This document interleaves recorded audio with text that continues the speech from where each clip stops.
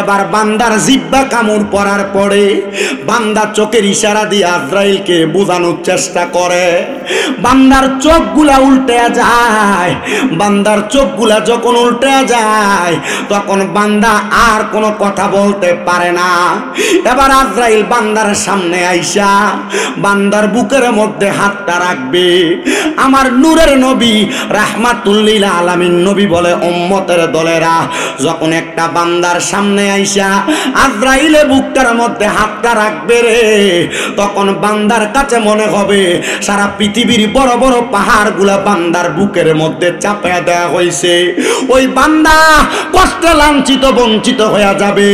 বান্দা মরণের কষ্টটা সহ্য করতে পারবে না। এবার বান্দার রুহুটা কবজ করবে।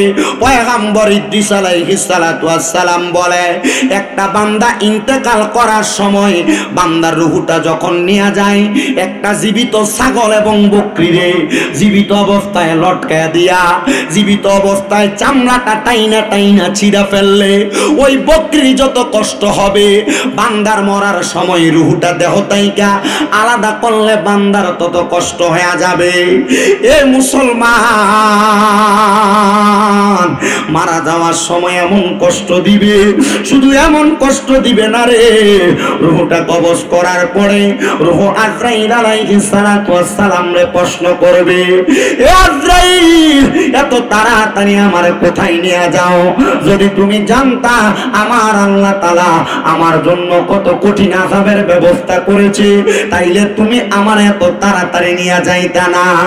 এবার বান্দার রূহটা যখন আজরাইলে নিয়ে যাবে, আজরাইলে হাতের মধ্যে কইরে একটা সাদা রুমাল লাগায়া আজরাইলের নাকের মধ্যে এভাবে নাক বন্ধ করে দিবে। যখন নাকটা বন্ধ করে দিবে গো, বান্দার রূহটা নিয়ে আজরাইলের প্রথম আসমানে যাবে। প্রথম আসমানে অসংখ্য ফেরেশতারা দাঁড়ায়া দাঁড়ায়া বান্দার দিকে থু থু নিক্ষেপ করবে। আজরাইল বলবে, রে ফেরেশতার দল, কেন তোমরা থুতু নিক্ষেপ করো? ফেরেশতারা ডাক দিয়া বলবে, আমরা থুতু নিক্ষেপ করব না কেন? বান্দা দুনিয়াতে হারাম খাইতে খাইতে, সুদের টাকা খাইতে খাইতে, নামাজ ছাড়তে ছাড়তে, বান্দা পরের হক মাইরে খাইতে খাইতে বান্দার রূহটা একটা দুর্গন্ধযুক্ত রূহ হয়ে গেছে। এই জন্য আমরা বান্দার দিকে থুতু নিক্ষেপ করি। এবার আপনারা বলেন, এই বাতুরিয়া গ্রাম সহ এই নবীনগর সহ সোনার বাংলাদেশে সুদখোর আছে না নাই? হারামখোর আছে না নাই? পরের হক মাইরা খানেওয়ালা লোক আছে না নাই? দেখবেন আমাদের সমাজে এই হারামখোর সুদকুত্তিরে ধরে নিয়ে মসজিদের সভাপতি বানায়, এদিকে ধরে নিয়ে মসজিদের সেক্রেটারি বানায়, এগুলারে ধরে নিয়ে এলাকার সর্দার মাতাব্বরির দায়িত্ব দেয়।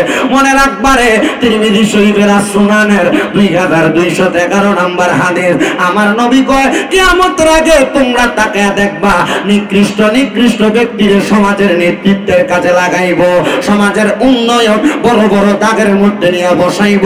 এটা কিয়ামতের আলামত। শুধু এইটা বলে নাই নবী, আমার নবী কয়, এমন লোকদেরকে তোমরা সমাজে দেখবা মানুষ একজন আরেকজনকে ডরে সালাম দেয়, ভয়ে সালাম দেয়, সামনে দিয়ে সালাম দেয়, পেছন দিয়ে তার গোষ্ঠীর পর্যন্ত গালাগালি করে। এমন মুসলমান সোনার বাংলাদেশে আছে না নাই? আছে। আচ্ছা, গভীর মনোযোগ দিয়ে শুনো রে আমার মুসলমানেরা, পদ্মার অন্তরালের মা বোনেরা, এই সুদের ব্যবসাটা বড় সয়লাভ। সমাজের মানুষ এই সুদের ব্যবসা করতে করতে এদের জীবন ঝাঁঝরা করে ফেলছে। এরা সুদের সাথে জড়িত, হয় সুদ খায়, নয় সুদ দেয়, নয় সুদের ব্যবসার সাক্ষী হয়, নয় সুদের ব্যবসার স্টেম লেখালেখিতে সাক্ষী হয়ে যায়। মনে রাখবা, এই 4 প্রকারের ব্যক্তি সমান তালের অপরাধী। আমার আল্লাহ তাআলা তাদেরকে জাহান্নামের অতল গহ্বরে পুরাইব। আবার সমাজে তো নিকৃষ্ট হয়ে গেছে গো, সমাজের বেড়া মানুষ সুদ খায় না, বাড়ি বাড়ি কিস্তির নামে বেরিয়ে সুদের ব্যবসার সাথে জড়িত। আপনারা বলে এমন সুদের ব্যবসা সোনার বাংলাদেশে আছে না নাই? শুধু তাই নাই রে মুসলমান, এলাকায় মানুষ সুদ করে বলবে, এই কথা চিন্তা কইরা দেখবেন এলাকায় সুদের ব্যবসা করে না, ক্ষেত পাথরের জায়গা জমি বেচা ব্যাংকে নিয়ে 10-20 লাখ টাকা রাখে আর মাসে মাসে তুল্লা তুল্লা খায়। এটার ব্যাংকের নাম দিছে FDR।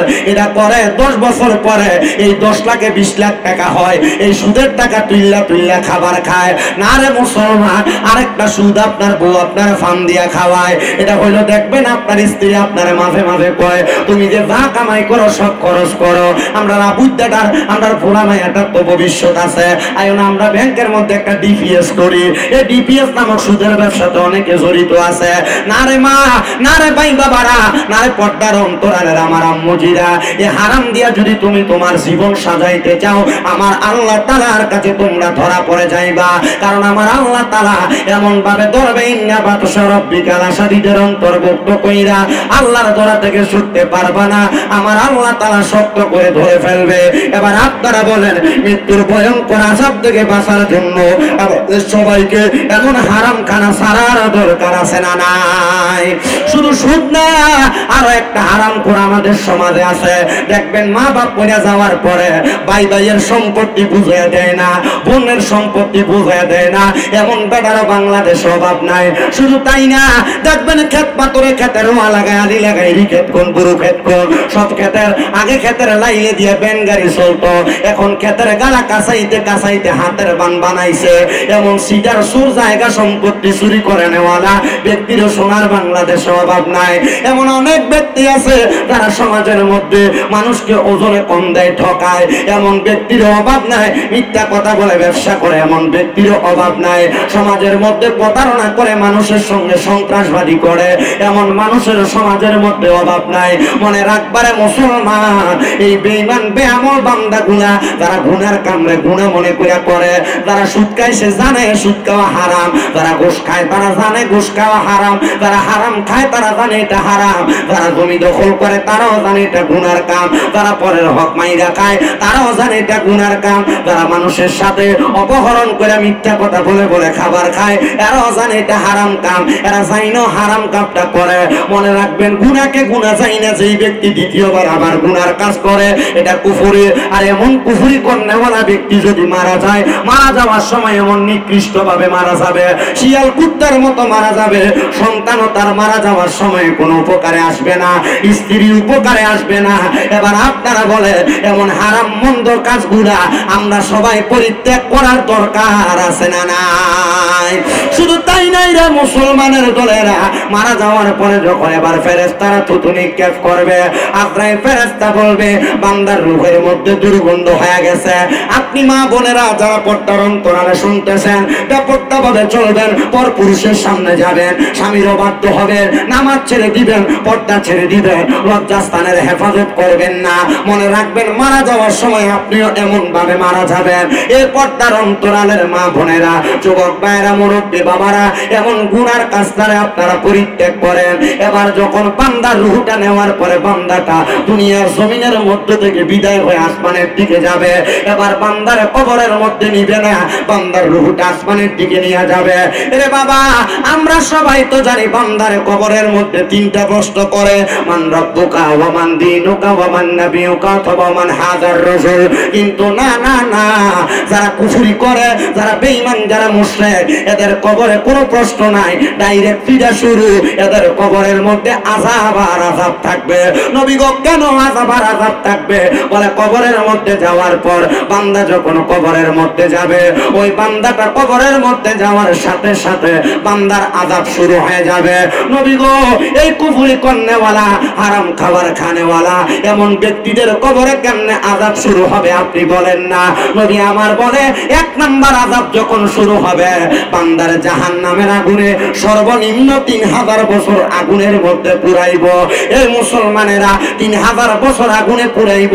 আপনি মনে করছেন দুনিয়ার একদিন আর জাহান্নামের একদিন একরকম? না না না, জাহান্নামের আগুনের মধ্যে 3000 বছর যখন আপনারা জ্বালাইব, 1000 বছর আপনারা জাহান্নামের আগুনের রং রাখবো তিনটা।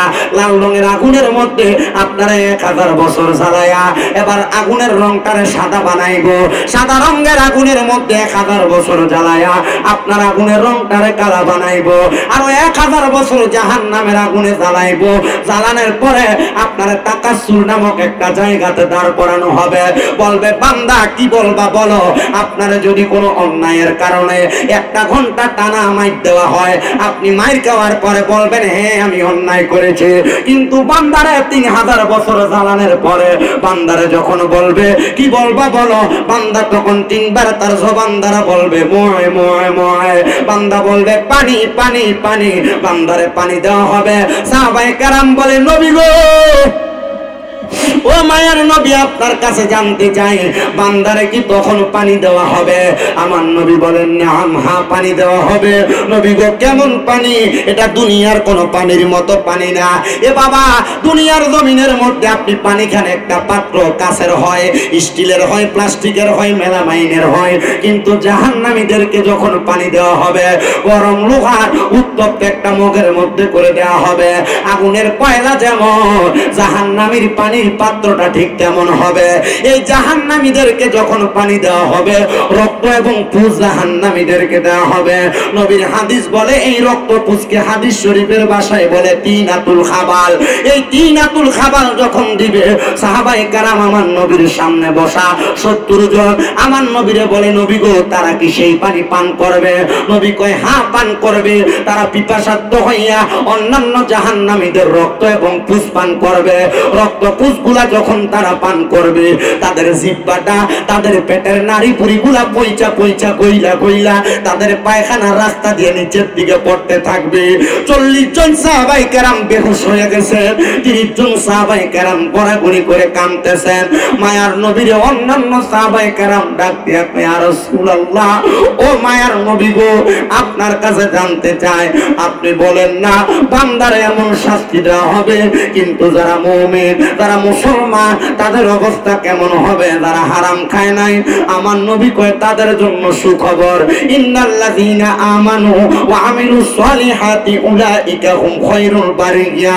নিশ্চয় যারা ঈমানদার, নিশ্চয় যারা আমলওয়ালা, এদেরকে আমার আল্লাহ তাআলা দুনিয়ার সবচাইতে ভালো মানুষ, উত্তম মানুষ বলেছে। নবী গো তারা কেমনে মরবে? আমার নবী কয় তারা মারা যাওয়ার সময় কষ্ট পাবে না। তাদের সামনে আজরাইল 4 বার আসবে, কিন্তু আজরাইলে তাদের রূহ কবজ করতে পারবে না। বলে হুজুর কেন কেন গো কেন? শোনো মুসলমানেরা, আজরাইল যখন বান্দার সামনে আসবে বান্দার বুকের মধ্যে হাত দিবে, 2টা ফেরেশতা আজরাইলকে ডাক দিয়ে বলবে আজরাইল বান্দার বুকের মধ্যে আল্লাহ এবং রাসূলের ভালোবাসা মুহাব্বত বিরাজমান, বান্দার রূহ বুক দিয়া কবজ করা যাবে না। এবার বান্দার বিওয়াজ শিকান্নর চেহারা বরাবর আক্রমণ করা হবে। বান্দার কপাল থেকে আওয়াজ আসবে রে আজরাইল বান্দার কপাল দিয়ে মুনি সেজদা দিয়েছে, বান্দার কপালের মধ্যে আমরা 2 জন ফেরেশতা পাহারাদার আছি, বান্দার কপাল দিয়ে রূহ বাহির করা যাবে না। আজরাইল আয়েশা বান্দার ডান দিকে হামলা করবে, ডান দিক থেকে জবাব দিবে রে আজরাইল আমরা বান্দার মা বাবার খেদমত, বান্দার ডান দিক দিয়ে রূহ কবজ করা যাবে না। বাম দিকে হামলা করবে, বাম দিক থেকে জবাব দিবে রে আজরাইল বাম দিকে আমরা হলাম বান্দার দান এবং সাদাকা, বান্দার বাম দিক দিয়ে রূহ কবজ করা যাবে না। আজরাইল ডাক দিয়ে বলবে মনে তার রূহ তো কবজ করার কোনো জায়গা নাই। তখন আমার আল্লাহ তাআলা জানিয়ে দিবে তুমি কি জানো না বিকাউলি লা ইলাহা ইল্লাল্লাহ ফাদাখালাল জান্নাহ ক্বাবলাল মাউতি লা ইলাহা ইল্লাল্লাহু মুহাম্মাদুর রাসূলুল্লাহ বিল ঈমান। যদি কোনো মানুষ দুনিয়াতে ঈমানদার হয়, আমলওয়ালা হয়, এই ব্যক্তি ইন্তেকালের আগে ঈমান নিয়ে মারা যাবে, কালেমা পড়ে মরবে, তাহলে মনে রাখবে দুনিয়ার জমিনে ঈমানদার যারা, সাচ্চা পাক্কা ব্যক্তি যারা, মরার সময় কালিমা নসিব হবে তারা। আর কালিমা নসিব না হয়ে বোবার মতো মুখ খিচ্চা মারা যাবেন, লোম বের হয়ে যাবে, নাকি মুখে রক্ত বের হয়ে যাবে, মানুষ আপনারা দেখলে ভয় পাওয়া যাবে। আর যদি মুমিন হন মারা যাওয়ার আগে আপনার রূহ যখন কবজ করা হবে, রূহটা নেওয়ার সময় আজরাইল দাঁড়ায়া থাকবে, বান্দা জবান দিয়ে কালেমা পড়বে, বান্দার জবান দিয়ে রূহ বের হবে, বান্দা টের পাবে না। নবী কেন? বলে একটা ছোট্ট মাসুম বাচ্চা দুধ খাওয়ার জন্য কান্না করলে তার মা তার মাথার মধ্যে হাত বুলিয়ে দিলে বাচ্চা যেমন ভাবে ঘুমায়া যায়, হায়রে ইমানদার বান্দা এমন ঘুমায়া যাবে, বান্দা টের পাবে না মরার কথা। চিন্তা করছেন মুসলমান, মরার কথা টের পাবে না।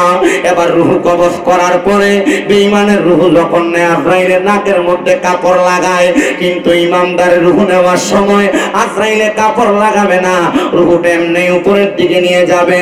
প্রথম আসমানের ফেরেশতারা আহলান ওয়া সাহলান মারহাবান মারহাবান বলে স্বাগতম জানাবে। এই ফেরেশতারা বান্দারা বান্দারে স্বাগতম জানাও। বান্দা ইমানদারের জন্য বলে হ্যাঁ। আইরে তুমি যদি ইমানদার হয় স্বাগতম জানে কবরের মধ্যে প্রথম আসমানে নিয়ে যাওয়া হবে। তোমার রূহ যখন নিয়ে যাওয়া হবে তোমার রূহকে স্বর্ণ এবং রূপার পেয়ালাতে রাখার চেষ্টা করা হবে। স্বর্ণ রূপার পেয়ালাতে তোমার রূহ থাকবে না। কারণ কি জানো? কারণ তোমার রূহটা ঈমানি রূহ। আল্লাহর কাছে ফেরেশতা আজরাইল বলবে ও মনিব গো, বান্দার রূহ তো কোনো জায়গায় থাকে না। তখন আমার আল্লাহ তাআলা জানিয়ে দিবে ওয়ালা তাকুলু লিমান ইউকতালু ফি সাবিলিল্লাহি আমওয়াত বাল আহইয়াউ ওয়ালাকিন লা তাশউরুন। যারা আমার আল্লাহর রাস্তায় মরে যায়, আল্লাহর রাস্তায় জীবন দিয়া দেয়, এরা মৃত না, বাল আহইয়াউন তারা জিন্দা, ওয়ালাকিন লা তাশউরুন এদেরকে যারা মরা বলে তারা নির্বোধ। আল্লাহর ওলিরা মরা না, আল্লাহর ওলিরা জিন্দা। যারা মরা বলে তারা নির্বোধ, এটা আমার আল্লাহর কথা। মুমিন বান্দা মরা না, মুমিন বান্দা জিন্দা, এটা আমার স্বয়ং আল্লাহ পাকের কথা। মুসলমান তুমি মারা যাওয়ার পরে আমার আল্লাহ তাআলা তোমার সুন্দর জান্নাত প্রদান করবে। সাহাবায়ে কেরাম কই নবী গো কেমন জান্নাত দিবে আপনার কাছে জানতে চায়। আমার নবী বলে জাযাউহুম ইনদা রাব্বিহিম, আমার আল্লাহর পক্ষ থেকে পুরস্কার দিবে জান্নাতুল আদনি। ওই পুরস্কারের নাম হলো জান্নাতুল আদন, তাজরি মিন তাহতিহাল আনহার। ওই জান্নাত বড় সুন্দর, যার নিচে দিয়ে নহর প্রবাহিত। আনহারু খালিদিনা ফিহা আবাদা, ওই জান্নাতের মধ্যে বান্দা চিরস্থায়ী বাসিন্দা হইয়া থাকবে, আবাদা, বান্দা বের হতে চাইবে না। আল্লাহ গো ওই জান্নাতে কারা থাকবে? ওই রাদিয়াল্লাহু আনহুম ওয়া রাদু আন, যারা আমার আল্লাহর সন্তুষ্ট করেছে, আমার আল্লাহ যাদের প্রতি সন্তুষ্ট হয়েছে, এই দুই প্রকারের ব্যক্তি জান্নাতে থাকবে। এই পর্দার অন্তরালের মা, তুমি যে কর্মকাণ্ড করেছো, এই বাতুরিয়া এলাকার আমিরিয়া দরবারের মাহফিলের বাবারা, আপনারা চিন্তা করেন আপনি আল্লাহর সন্তুষ্ট কতটুকু করেছেন। আপনার বিচার জনগণ কেন করবে? আপনার বিচার আপনি নিজে করে দেখেন। মনে রাখবেন আল্লাহর সন্তুষ্ট করে তারা, যালিকা লিমান খাশিয়া রাব্বা, আল্লাহর সবচাইতে ভয় করে যারা।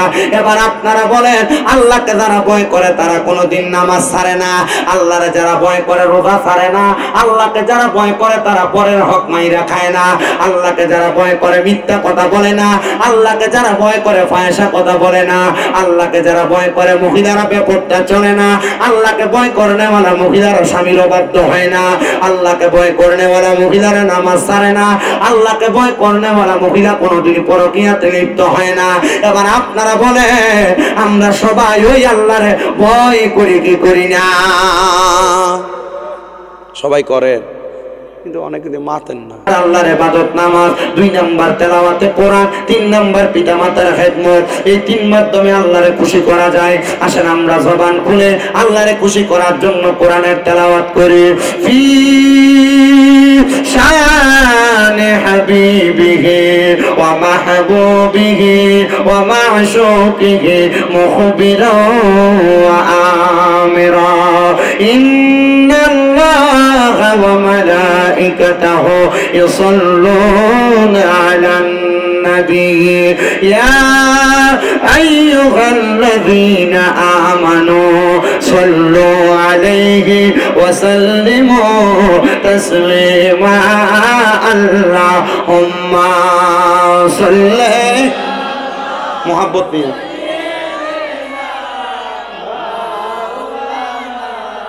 মুহাম্মদ ওয়া আলা আলি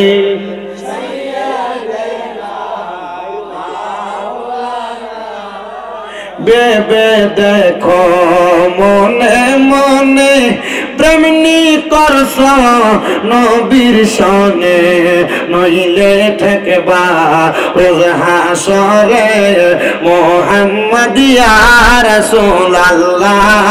আল্লাহুম্মা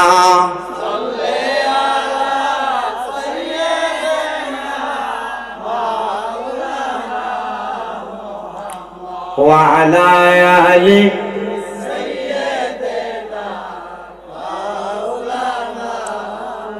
আমি আমার বাতুরিয়া এলাকার ভাই বাবাদের কাছে জানতে চাই, আমার নবীর দুরূদ পড়লে লাভ হয় না লস হয়? কিন্তু আপনারা কেউ জোরে পড়েন, কেউ আস্তে পড়েন, কেউ শুধু ডুলেন। আমার নবী কি কয় শুনেন, নবী কয় উম্মত দুনিয়ার জমিনের ভিতরে যেই ব্যক্তির সামনে আমি নবীর দুরূদ পড়া হয় আর সে তার জবানটারে বোবার মতো করে রাখে, তার মতো বখিল আমার উম্মতের ভিতরে আর কেউ নাই। মানে দুরূদ পড়ার সময় কেউ যদি জবানটা বোবার মতো করে রাখে সে সবচাইতে বেশি বখিল।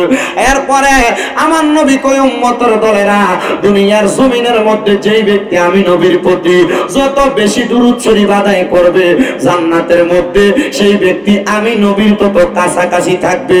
বলেন বাবারা, আমরা সবাই মরার পরে নবীর কাছাকাছি থাকতে চাই কি চাই না? যদি কাছাকাছি থাকতে চাই জোরে জোরে দরুদ শরীফ পড়ে আল্লাহুম্মা সাল্লি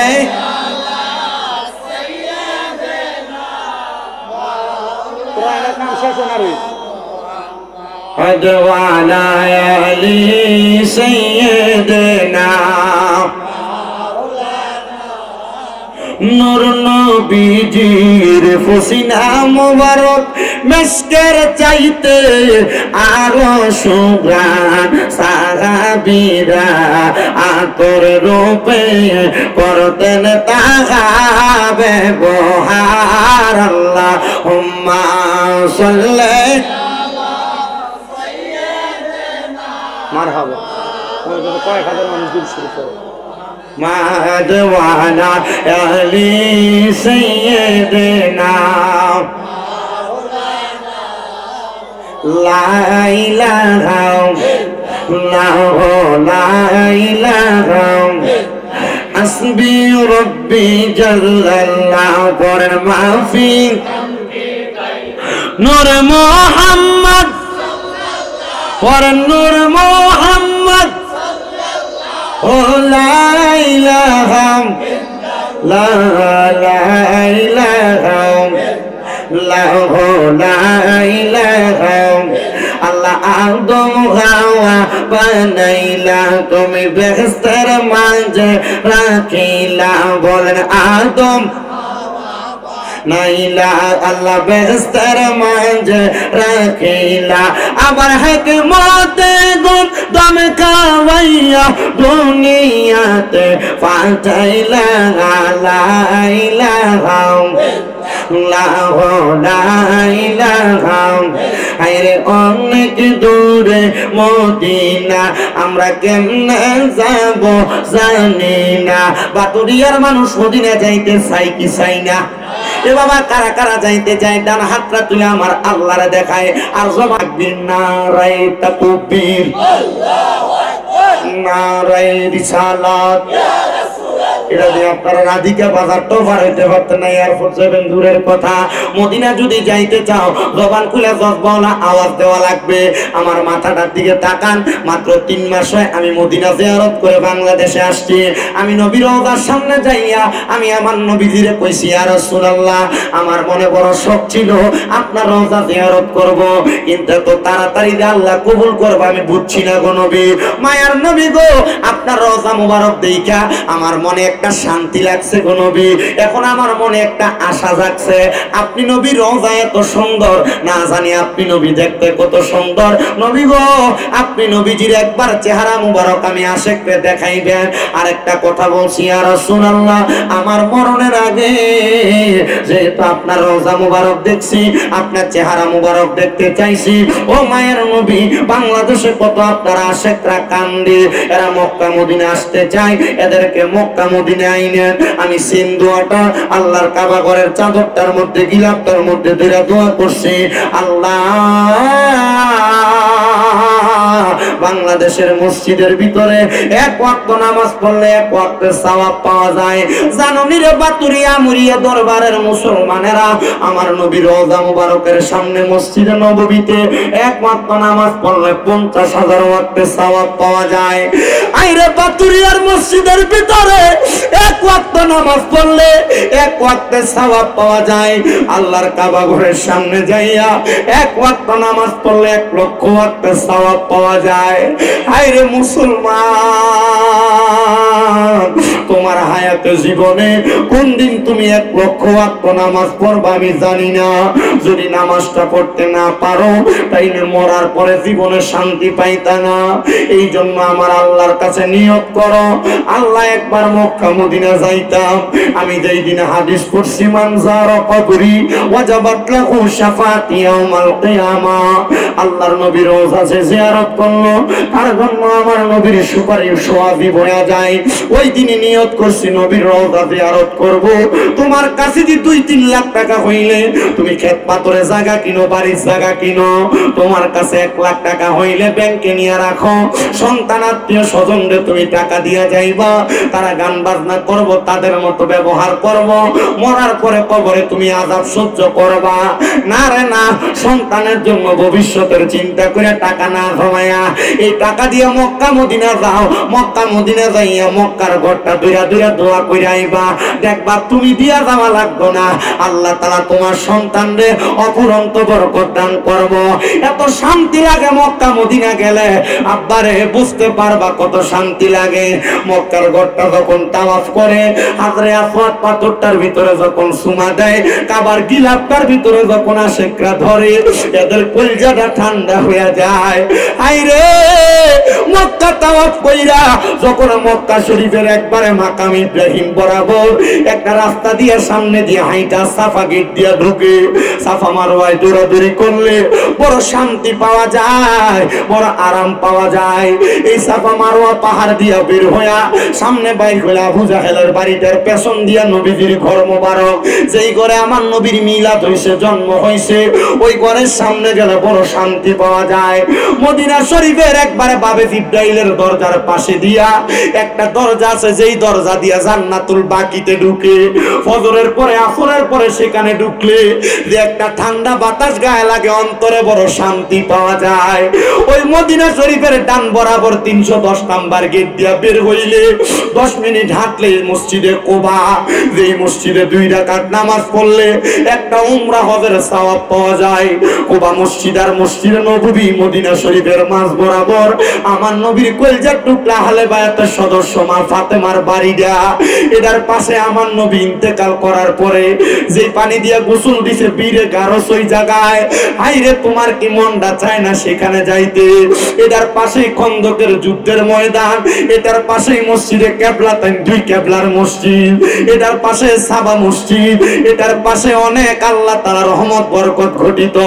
এবার আপনারা বলেন, যেই মদিনাতে এত রহমত, যেই মদিনাতে এত বরকত, মদিনার মানুষ পানি পাইছে না, আমার নবী একটা মসজিদের ভিতরে যে 2 রাকাত নামাজ পড়ছে, সালাতুল ইস্তিসকার নামাজ, ওই নামাজ পড়ার পরে নবী দোয়া করছে, আল্লাহ তাআলা বৃষ্টি দান করছে।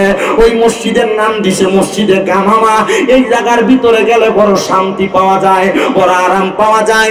আপনারা বলেন, ওই মক্কা মদিনা যে জায়গায় এত শান্তি এবং মজা, আমরা সবাই ওই মক্কা মদিনা যাইতে চাই কি চাই না?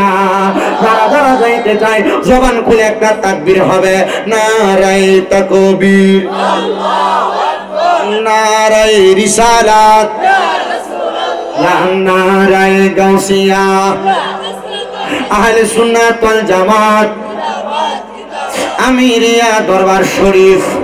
বলেন, মদিনা যাইতে চাই কি চাই না? যদি যাইতে চাই জবান খুলে জোরে শুনে সবাই পড়েন, ওরে দয়াল আল্লাহ দয়া করেন, রেন নসিব করেন মদিনা, লা ইলাহা ইল্লাল্লাহ, তকির কই ইল্লাল্লাহু লা ইলাহা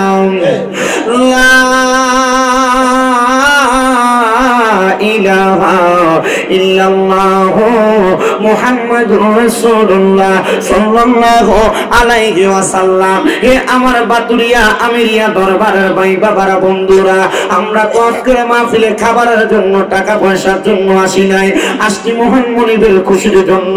জীবনে অনেক গুনাহ করছি, আমরার গুনার খবর মা বাপ সন্তান সন্ততি আত্মীয় স্বজন কেউ জানে না। জানে আমার আল্লাহ আসেন জীবনের গুনাহগুলা মাফ করানোর জন্য। মুহাব্বতের আওয়াজে একটু আল্লাহ তাআলার ইসমে জাতের জিকির করি, আল্লাহ আল্লাহ।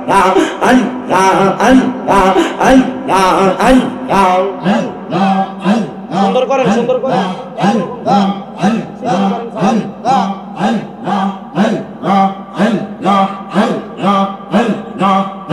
আমার দয়াল নবী আপনি গুণমণি, মায়ার নবী আপনি গুণমণি, পাপী উম্মত উদ্ধারিতে গো ও নবী, সাজদায় থাকবেন পরি গো নবী, দয়াল নবী আপনি গুণমণি, মারহাবা রহমতের ভান্ডার নবী, রহমত পিলাইবা রহমতের ভান্ডার নবী, রহমত পিলাইবা উম্মতের উদ্ধারিতা ও নবী, সাজদাতে পড়িবা গো নবী, দয়াল নবী তুমি গুণমণি, মারহাবা জবানটা খুইলা আল্লাহ ডাকে শোন নাই। আল্লাহ আল্লাহ আল্লাহ কাউসারের মালিক নবী, কাউসার পিলাইবা পাপী উম্মত উদ্ধারিতা ও নবী, সাজদাতে পড়িবা গো নবী, দয়াল নবী তুমি গুণমণি, মারহাবা আল্লাহ আল্লাহ তোমার লাইগা বানাইয়াছে গো আমার আল্লাহ সারাটা দুনিয়া গো নবী, দয়াল নবী তুমি গুণমণি, মারহাবা আল্লাহ আল্লাহ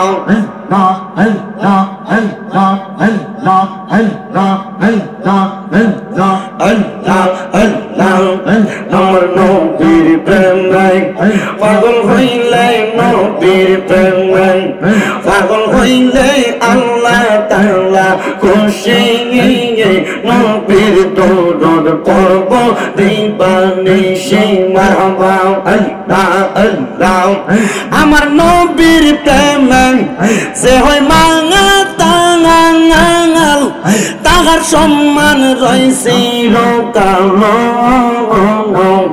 প্রমাণ আছে হযরত বিলাল বানসায় প্রেমের রশি, নবীর দরদ পড়ব দিবানিশি, মারহাবা আল্লাহ আল্লাহ আল্লাহ নবীর প্রেমে পাগল হইলে, নবীর প্রেমে পাগল হইলে আল্লাহ তাআলা খুশি, নবীর দরদ পড়ব দিবানিশি, মারহাবা আল্লাহ আল্লাহ আরাম পাতায় জানাম পাতায় কত পানি ঝরে, শেষ বিদায়ের গোসল দিব বড়ই পাতার জলে, মারহাবা আর তোর গোলাপ সুরমা চন্দন সিটাই দিব রে, আরে প্রাণের মুর্শিদ রে, ধীরে ধীরে ফিরে ফিরে চাঙা আইয়ো রে, মারহাবা আল্লাহ আমার বিয়ার সাদরি আমি চারজন দেখি, আন্দার ঘরে নামাই দিয়া দিব আমায় ফাঁকি, মারহাবা আমার বিয়ার সাদরি আমি চারজন দেখি, আন্দার ঘরে নামাই দিয়া দিব আমায় ফাঁকি, মারহাবা ওই কবরে নূরের নবী আঙাইব রে, ও প্রাণের মুর্শিদ রে, তুমি ধীরে ধীরে ফিরে ফিরে রে মারহাবা আল্লাহ আল্লাহ আল্লাহ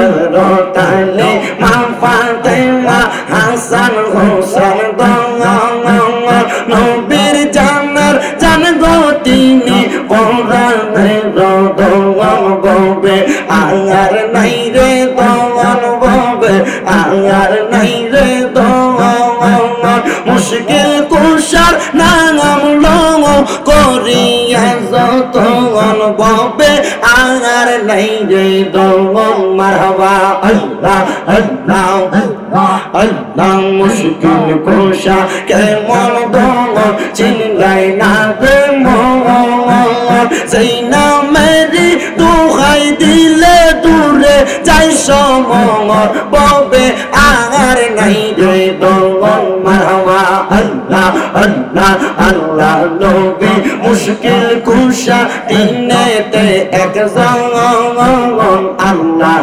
নবী মুশকিল কুশা তিনেতে একজন হযরত ইমাম হাসান হোসেন দুই ভাই নবীজির রতন ববে আর নাই রে দোয়ান মারহাবা আল্লাহ আল্লাহ আল্লাহ কলব জিন্দা করতে চাইলে কলব জিন্দা করতে চাইলে চলো মুর্শিদের দরবার এক নজরে করবে তোমার ভাঙবে মনের ভাঙা এক নজরে করবে জিন্দা ভাঙবে মনের ভাঙা মারহাবা আমার গাউসুল আজম নামটি জানা গাঙার আতায় রাসূল ভাগি না তার গাউসে পাকার খাজা বাবা গাউসে পাকার খাজা বাবা একই রঙের রঙিন তার কলব জিন্দা করতে চাইলে চলো আউলিয়ার দরবার মারহাবা আল্লাহ আল্লাহ কলব জিন্দা করতে চাইলে কলব জিন্দা করতে চাইলে দর আউলিয়ার দরবার ও মুসলমান আউলিয়ার দরবার মারহাবা লা ইলাহা ইল্লাল্লাহ মুহাম্মাদুর রাসূলুল্লাহ সাল্লাল্লাহু আলাইহি ওয়াসাল্লাম। একটা জবান বন্ধ রাখবেন না। আপনারা বলেন আমার আল্লাহ তাআলা সন্তুষ্টির জন্য আল্লাহর জিকির করে সন্তুষ্টি করা যায় কি যায় না? এ মুসলমান, আল্লাহকে সন্তুষ্টি করার জন্য আরেকটা ইবাদত আছে রে বাবা। সেই ইবাদতের কথা আমার আল্লাহ তাআলা কোরআনুল কারীমে ঘোষণা করেছে। বিসমিল্লাহির রহমানির রহিম। ওয়া মিনাল লাইলি ফাতাহাজ্জাত বিহি নাফিলাতান লাকা আসা আইয়াবআসাকা রাব্বুকা মাকামান মাহমুদা। জবান খুলে জোরে কন্যা আল্লাহু আকবার। আমার আল্লাহ তাআলা আমার নবীর মাধ্যমে জানায়া দেয়, আমার আল্লাহ তাআলা জানায়া দেয়, নবী আপনি রাতের কিছু অংশে তাহাজ্জুদের নামাজ আদায় করেন। যদি আপনি তাহাজ্জুদের নামাজ আদায় করেন, অতি সত্বর আপনাকে মাকামে মাহমুদ প্রশংসার জায়গা দান